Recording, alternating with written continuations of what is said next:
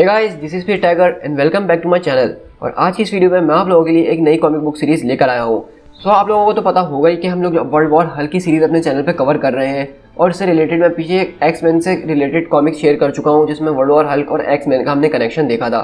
तो आज के इस कॉमिक में हम शेयर करेंगे हरक्यूलिस और उसकी टीम अमेंडस जो शी हल्क वगैरह का पर्सपेक्टिव कि जब वर्ल्ड वॉर हल्क का इवेंट हो रहा था तो बाकी और कौन कौन सी टीम्स थी जो काम कर रही थी। तो इसमें से ये टीम जो है मुझे बहुत ज़्यादा फेवरेट है मेरी, क्योंकि इसके अंदर जो कुछ कैरेक्टर्स हैं जैसे हरक्यूलिस और अमेंडस जो ये मेरे फेवरेट कैरेक्टर है, मुझे बहुत पसंद है ये कैरेक्टर्स और इनका इंटरेक्शन जो है हल्क के साथ बहुत ज़्यादा ज़बरदस्त होने वाला है। तो यहाँ पे आप लोग को ज़्यादातर तकरीबन हर कैरेक्टर के बारे में पता होगा कि हरक्यूलिस कौन है, शी हल्क कौन है और अमेंडस जो की जो कहानी है वो थोड़ी सी अलग है, लेकिन वो हम इस कॉमिक के अंदर ही देखेंगे तो इसलिए मैं आपको वो पहले नहीं बताऊंगा। ये सीरीज़ जो है बेसिकली इनक्रेडिबल हल्क कॉमिक्स के अंदर है जो कि 106 से लेकर 112 तक है, लेकिन इसके आखिरी के जो कॉमिक्स है वो हल्क की स्टोरी को छोड़ते हुए हरक्यूलिस की स्टोरी पे कंटिन्यू करना शुरू हो जाते हैं। तो मतलब हरक्यूलिस के नए कॉमिक्स जो है इसी के बाद से फ़ौरन शुरू हो जाएंगे और वो भी मैं अपने चैनल पे शेयर करूँगा। लेकिन अभी मैं सिर्फ जो हूँ ये एक स्टोरी आर्क कवर करूँगा जो 6 कॉमिक्स के अंदर है, जिसके अंदर हम हल्क की स्टोरी देखेंगे, वर्ल्ड वॉर हल्क की स्टोरी देखेंगे और किस तरह से ये कॉमिक जो है आखिर में जाके अमेंडस जो और हरक्यूलिस के हवाले हो जाएंगे। तो इस तरह हमारे पास इस एपिसोड के तकरीबन 6 एपिसोड्स होंगे और मैं हर वीडियो में एक ही एपिसोड कवर करूँगा। और मुझे नहीं पता कि इसका आखिरी एपिसोड कौन सा होगा, क्योंकि मैंने अभी तक ये डिसाइड नहीं करा है, क्योंकि हो सकता है कि मैं इसके एपिसोड्स को पहले ही रोक दूं ताकि हम हरक्यूलिस वाली स्टोरी में अभी ना जाएं, क्योंकि हरक्यूलिस वाली स्टोरी मैं बाद में शुरू करना चाहता हूं। अभी मैं सिर्फ वर्ल्ड वॉर हल्क का आइटम जो है उसको निपटाना चाहता हूं। सो गाइस, अगर आप मेरे चैनल में फर्स्ट टाइम आए हैं तो मेरी सिर्फ एक ही रिक्वेस्ट है कि प्लीज़ मेरे चैनल को सब्सक्राइब कीजिए और इस तरह की ऑसम कॉमिक बुक सीरीज़ मेरे चैनल पर देखते रहिए। सो गाइस, चलिए अब इस सीरीज़ को स्टार्ट करते हैं।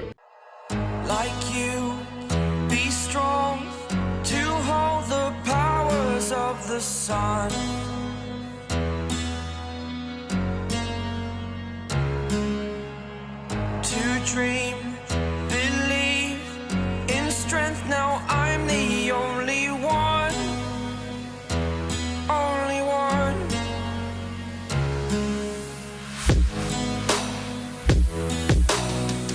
I was an ordinary boy until I broke the rules. My life destroyed.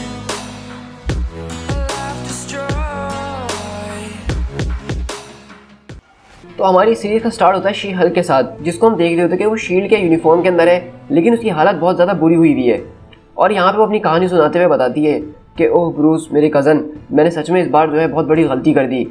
तुम मुझे जानते हो, मैं हूँ सैवेज शी हल्क और लोग मुझे जेनिफर वॉल्टर्स के नाम से भी जानते हैं, जिसका मतलब ये है कि मैं ट्रूथ में बहुत ज़्यादा बिलीव करती हूँ और जस्टिस और लॉ ऑर्डर में बहुत ज़्यादा बिलीव करती हूँ। तो इसलिए जब सुपर हीरो सिविल वॉर हुई तो मैं गवर्नमेंट के साथ थी और उनके लिए लड़ी थी और मैंने उस वक्त वो जॉब ले ली जब शील्ड के लोगों ने मुझे बुलाया।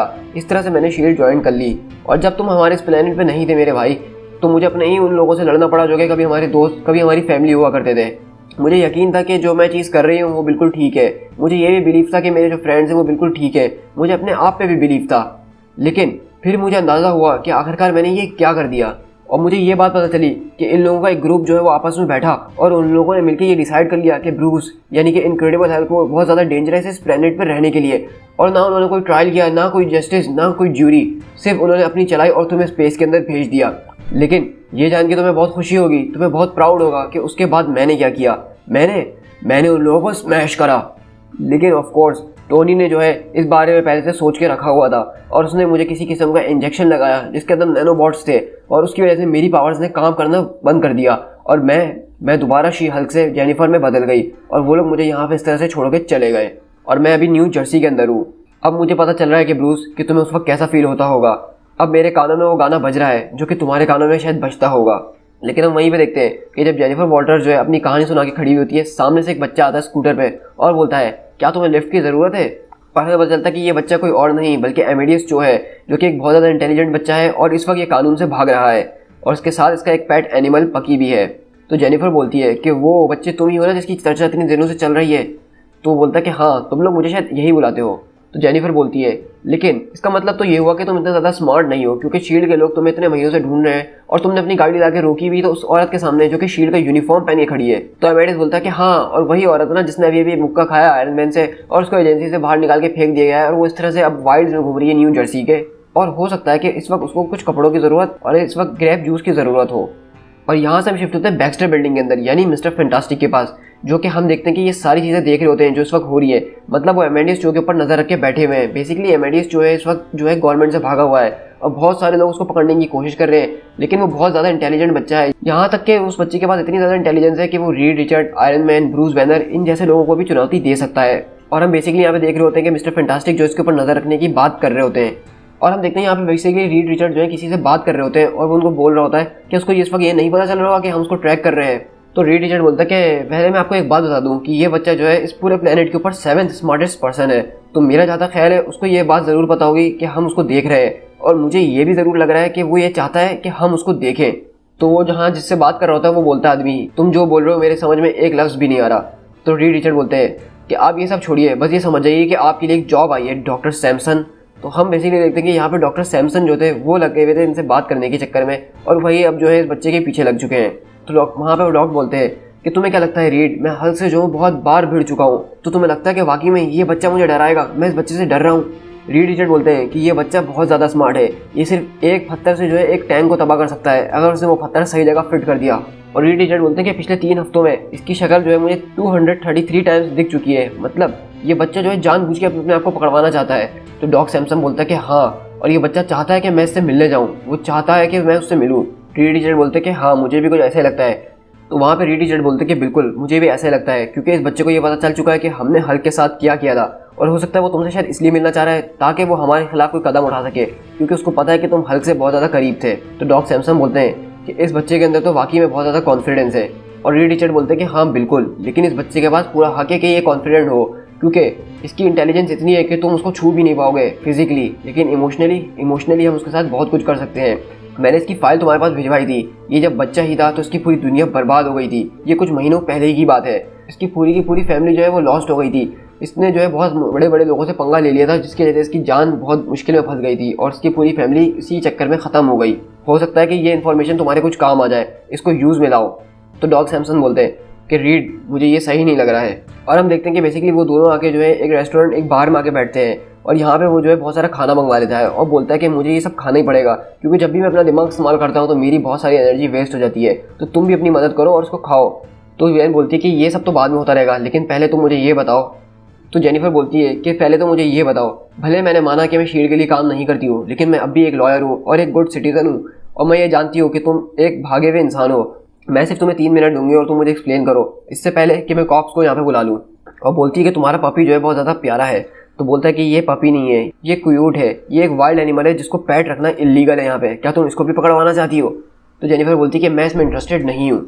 और बेसिकली एमेडियस जो बताता है कितनी कहानी कि जब वो वहाँ से भाग रहा था अपने पपी को लेके, तो तब उसको कुछ पुलिस वालों ने पकड़ने की कोशिश करी थी, लेकिन उस वक्त उस बार में जो था हल्क भी आया हुआ था और उसी ने मेरी वहाँ पे जान बचाई थी। और इसलिए जब मुझे ये सारी बातें पता चली कि हल्क के साथ क्या क्या हुआ है, तो मैंने सोच लिया कि हल्क मेरा दोस्त था, उसने मुझे बचाया था, और अब कुछ भी हो जाए मैं भी उसकी मदद करूँगा। और यहाँ पे हम बेसिकली देखते हैं कि वो एक टीम बनाना चाह रहा है एमेडियस चो, जिसमें वो हल्क से रिलेटेड सारे कैरेक्टर्स को अपनी टीम में रखना चाह रहा है, क्योंकि उसको पता है कि हल्क जो है वापसी आने वाला है और उनको हल्क की मदद करनी ही होगी। लेकिन वहीं पे जो है जैन उसकी बात काटते बोलती है कि ज़रा खामोश हो जाओ और मेरी बात ज़रा गौर से सुनो और उससे कुछ सीखो। और वो बताती है कि तकरीबन कुछ सालों पहले की बात है, मैं जो हूँ उसकी वजह से तकरीबन मरने ही वाली थी, क्योंकि तुम जैसे कुछ इडियट्स जो थे वो कुछ सही करने की कोशिश कर रहे थे, जिसमें Hercules, angel, Iceman, black window और उसमें इस तरह के और भी दूसरे लोग थे जो कि अपने आप को चैंपियंस बुलाते थे। और हमारी टीम थी बहुत ज़बरदस्त थी। हम लोग जो है एक सिटी गए थे क्योंकि हम लोग एक सिटी के अंदर थे क्योंकि हमें प्रेसिडेंट ने बुलाया था ऑनर के लिए, क्योंकि हम लोग ने बहुत सारे लोगों की जान बचाई थी, तो इसीलिए नॉर्मल स्टफ था। लेकिन हमने फिर सुना कि ट्रैफिक जैम के अंदर जो है हल्क पागल हो गया है, और हम लोग फिर फ़ौरन वहाँ से पहुँचे। और हम लोग जैसे ही वहाँ पहुँचे, हल्क अपने आप से बाहर हुआ था। उन्होंने उस पर अटैक करने की कोशिश करी, उसको जमाने की कोशिश करी, उसको गैस से मारने की कोशिश करी, यहाँ तक कि हरकुलिस उससे कॉम्बैट के जरिए भी लड़ने की कोशिश करी, क्योंकि हल्क जो था एक मॉन्स्टर था उनकी नज़र में, और वो लोग तो चैंपियंस थे। लेकिन उन चैंपियंस को ये बात नहीं पता थी, जो कि अपने आप को हीरो समझते थे, कि हल्क वहाँ पे उनसे लड़ने के लिए या बर्बादी के लिए नहीं आया था, बल्कि उस गाड़ी के अंदर मैं थी और मुझे एक बहुत ज़ोर अपेंडिक्स का पेन उठा था, जिसकी वजह से हल्क मुझे जो है हॉस्पिटल लाने की जल्द से जल्द कोशिश कर रहा था। तो एमेडियस जो बोलता है कि बिल्कुल लेडी, तुम तो मेरा पॉइंट प्रूव कर रही हो, मैं भी तुमसे यही कह रहा हूँ कि हल्क एक बेटर ट्रीटमेंट चाहता है जो कि उसको कभी नहीं मिली। तो वो बोलती कि नहीं, मैं हल्क के बारे में बात नहीं कर रही हूँ, ये मैं तुम्हारे बारे में बात कर रही हूँ कि तुम भी वही सेम मिस्टेक करने जा रहे हो जो कि चैंपियंस ने की थी। तो एमेडियस बोलता है कि ये तुम क्या बात कर रही हो, क्योंकि उन लोगों ने तो हल्क के अंदर सिर्फ एक मॉन्स्टर देखा था ना, तो बोलती है कि हाँ बिल्कुल, और अब तुम सिर्फ हल्क के अंदर एक हीरो देख रहे हो, ये ऐसा नहीं है, ये इतना सिंपल नहीं है कि हल्क एक अच्छा आदमी है। हल्क के ऊपर भरोसा करना वो बहुत मुश्किल की बात है। एक दिन उसका अच्छा होता है और बाकी के 10 दिन बेकार, या फिर एक दिन बेकार तो 10 दिन अच्छे। हम उसके ऊपर इस तरह से भरोसा नहीं कर सकते हैं। और हम देखते हैं कि वहाँ पे अमेडियस उठता है और वहाँ से जाने लग जाता है और बोलता है कि चलो ठीक है, अगर तुम्हें ऐसा ही लगता है तो फिर मुझे यहाँ से चले जाना चाहिए। तो जैन बोलती है कि अब आखिरकार तुम यहाँ से कहाँ जाने वाले हो। बोलता है कि तुम्हें इसकी क्या परवाह है, मैं कहीं भी जाऊँ, वो लोग शायद मुझे पकड़ के काट दें या मार दें, उससे तुम्हें क्या फ़र्क पड़ता है। तो जैन बोलती है कि आखिरकार ये तुम सारी बातें कैसी बातें कर रहे हो, मुझे कुछ समझ में नहीं आ रहा। तो बोलता है कि तुम अभी भी उनकी साइड लेने की कोशिश कर रही हो, जबकि उन्होंने तुम्हारे अंदर एक इंजेक्शन लगाया जिसके नैनोबॉट्स की वजह से तुम अपनी पावर्स इस्तेमाल नहीं कर सकती हो, लेकिन तुम अभी भी उसको डिफेंड कर रही हो। तो जेनिफर बाहर आते हुए पूछती है कि तुम किसकी बात कर रहे हो, मैं किसको डिफेंड कर रही हूँ। तो एमेडियस बोलता है कि उसी इंसान को ना जिसका मैं यहाँ पे इंतजार कर रहा था, तुम्हारा दोस्त। और हम सामने देखते हैं कि डॉक सैमसन उसके सामने खड़ा होता है और वो पूछती है कि लैन, तुम आखिरकार यहाँ पे कर क्या रहे हो। लेकिन हम अगले पल देखते हैं कि डॉक्टर लेनर्ड जो होता है वो बहुत ज़ोरदार थंडर क्लैप मारता है, जिसकी वजह से एमेडियस चो और जैन दोनों दूर जाके उड़ते हैं। और यहाँ पे हम देखते हैं कि एमेडियस चो की नाक में से खून आना शुरू हो जाता है। तो ये देख के जैन एकदम घबरा जाती है और उसको गुस्सा आना शुरू हो जाता है और वो बोलती है कि लेनर्ड, तुमने आखिरकार ये क्या करा, ये सिर्फ एक बच्चा था। तो लेनर्ड एकदम परेशान होते हुए बोलता है कि रीड ने मुझसे कहा था कि उसके पास एक किस्म की डिवाइस है, एक EMP टाइप की, जिसकी वजह से मैं उसके ऊपर थंडर क्लैप मारूंगा तो वो शॉक वेव उल्टा मेरे ऊपर ही आ जाएगी। वहीं पर हम देखते हैं एमेडियस हल्का हल्का होश में आता है और अपना डॉग निकाल के दिखा रहा होता है, जिसकी बहुत बुरी हालत हो गई होती है। ये देख के जैन को बहुत ज़्यादा गुस्सा आ रहा होता है और बोलता है, क्या जेनिफर तुम्हें समझ में आ रहा है कि उस वक्त मैं तुमसे क्या कह रहा था? तुम जो बुरे लोगों के लिए काम कर रही हो और यही समझाने के लिए मैं तुम्हारे पास आया था। हम हल्क को जो है हमारी मदद की ज़रूरत है, चाहे कुछ भी हो जाए, चाहे उसने कुछ भी किया हो या कुछ भी करने वाला हो, वो हमारा दोस्त है, हमें उसकी मदद करनी होगी। तो वहाँ पे लेनर्ड बोलता है कि तुम्हें समझ में नहीं आ रहा है एमेडियस कि मैंने ये सब इसलिए करा है क्योंकि ये मेरी दोस्त है और मैं इसको बचाना चाहता हूँ। और हम देखते हैं कि जेनिफर इस वक्त जो है इन दोनों के बीच में फंस गई होती है, उसको समझ में नहीं आ रहा था कि कौन सही है और कौन गलत। और हम देखते हैं एमेडियस वहाँ पे एक और पॉइंट मारते हुए बोलता है कि तुम्हें क्या लगता है कि बैनर को किसने ट्रिक किया होगा कि वो शटल के अंदर जाके बैठता जो कि स्पेस में जाने वाली थी, और तुम्हें क्या लगता है कि वो रिपोर्ट इस टोनी को किसने दी होगी जिसके ज़रिए तुम्हें डीपावर्ड करने का तरीका निकाला जा सके। ये सब डॉक्टर सैमसंग ने ही किया है, जो कि ये हमेशा से यही करता आता है। तो लेनर्ड बोलता है कि तुम्हारा फिर क्या ख्याल है एमेडियस कि हर चीज़ को चीर फाड़ के रख दिया जाए जिस तरह के हल्क करता है। तो वहीं पे वो डॉक्टर लेनर्ड एमेडियस के पास आते हुए बोलता है कि इससे क्या फ़र्क पड़ने वाला है कि हम हर चीज़ तोड़ फोड़ कर दें। मुझे पता है कि तुम ये सब इसलिए बोल रहे हो, तुम्हारे अंदर इतना गुस्सा इसलिए क्योंकि तुम हेल्पलेस हो, मतलब तुम्हारे पास इतनी इनक्रेडिबल इंटेलिजेंस है, उसके बावजूद भी तुम उन लोगों को नहीं पकड़ पाए हो अभी तक जिन्होंने तुम्हारी फैमिली को मारा था। चलो हल्क की बात छोड़ो, हम तुम्हारी मदद कर सकते हैं एमेडियस, तुम हमारे साथ चलो। तो वहीं पे एमेडियस जो है शी हल्क की तरफ देखते हुए बोलता है कि डॉग, अब हमारा बातचीत का टाइम खत्म हो चुका है। और हम वहीं पे देखते हैं अगले पल जेनिफर जो है वो शी हल्क के अंदर ट्रांसफॉर्म हो जाती है और हम वहीं पे देखते हैं जेनिफर सैमसंग को बहुत दूर उठा के फेंकती है और वो जाके गाड़ी के अंदर गिरता है। और शी हल्क उस वक्त बहुत गुस्से में होती है और बोलती है कि तुमने ब्रूस को स्पेस में भेजा और तुमने मेरे अंदर नैनोबॉट्स लगाया। तो वो बोलता है कि जैन प्लीज़ काम डाउन हो जाओ, मैं तुम्हारा डॉक्टर हूँ, मैं तुम्हारी हमेशा से मदद करता हूँ, तुम्हें मेरी बात सुननी होगी, इतनी ज़्यादा गुस्से होने की कोई बात नहीं है। और हम वहीं पे देखते हैं कि लेनर्ड जो है उसकी बात समझाने की कोशिश कर रहा होता है, लेकिन जेनिफर बहुत ज़्यादा गुस्से में होती है। तो तभी डॉग लेनर्ड जो होता है वो उसके ऊपर उठा के गाड़ी फेंक देता है। तो लेनर्ड बोलता है कि देखो मेरी तरफ जैन, मैं इसी बात से डरता था कि तुम जब अगली बार हल्क बनोगी आयरन मैन से लड़ने के बाद तो शायद तुम्हारा बिहेवियर कुछ ऐसा ही होगा, और अब देखो वही हो रहा है। और इसी वजह से मैंने वो नैनोबॉट लगाने में तुम्हारी मदद करी थी, लेकिन मैं जानता हूँ कि तुम मुझसे बहुत ज़्यादा डिसअपॉइंटेड हो, लेकिन प्लीज़ मेरी बात तो सुनो ना। तो जेनिफर बोलती है कि मैं तुमसे डिसअपॉइंटेड नहीं हूँ लेनर्ड, मैं तुम्हारे ऊपर मैड हूँ। और हम इस तरह देखते हैं कि शी हल्क जो है लेनर्ड को बहुत ज़ोरदार पंच मारती है और वो बहुत दूर जाके उड़ता है। और वहीं पे हम देखते हैं जेनिफर पलटती है और बोलती है कि मुझे माफ़ करना बच्चे, लेकिन हम तभी देखते हैं कि वहाँ से जो है एमेडियस जो गायब होता है और हम देखते हैं कि बेसिकली उसके पीछे एक फ़ोन बूथ होता है, वहाँ से जो है रिंगिंग की आवाज़ आ रही होती है। तो वॉल्टर जो है वहाँ पर जाती है और वो फ़ोन उठाती है और वहीं पर हम देखते हैं कि एमेडियस जो उससे बात कर रहा होता है और बोलता है कि बिग ग्रीन एंड मीन। तो वो बोलती है कि आखिरकार एमेडियस तुम्हें कैसे पता था? तो बोलता है कि कुछ स्टैंड्स मिलाने थे कोड्स के और उनको बॉन्ड करना था ग्लूकोज के साथ, और इस तरह तुम्हारे नैनोबॉट जो है टेम्परेरी काम करना छोड़ देंगे। तो शी हल्क बोलती है अच्छा, तुमने मुझे ग्रेप जूस पिलाया था वो इसीलिए था ताकि मेरे नैनोबॉट थोड़ी देर के लिए काम करना छोड़ दें।